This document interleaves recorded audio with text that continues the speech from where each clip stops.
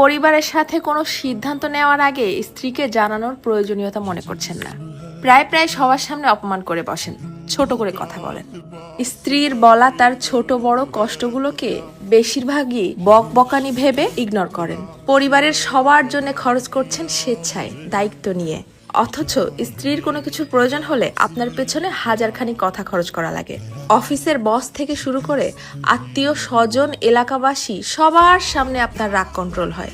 শুধুমাত্র স্ত্রীর সাথে সাধারণ বিষয় নিয়েও যাচ্ছে তাই ব্যবহার করা যায়।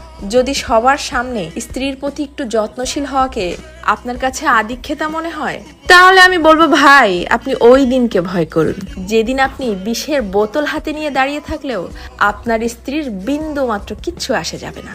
কারণ কোনো মেয়ে কিন্তু পেটের দায়ে বিয়ে করে না যে আপনি 3 বেলা ভাত কাপড় দিচ্ছেন আর আপনার ডিউটি শেষ।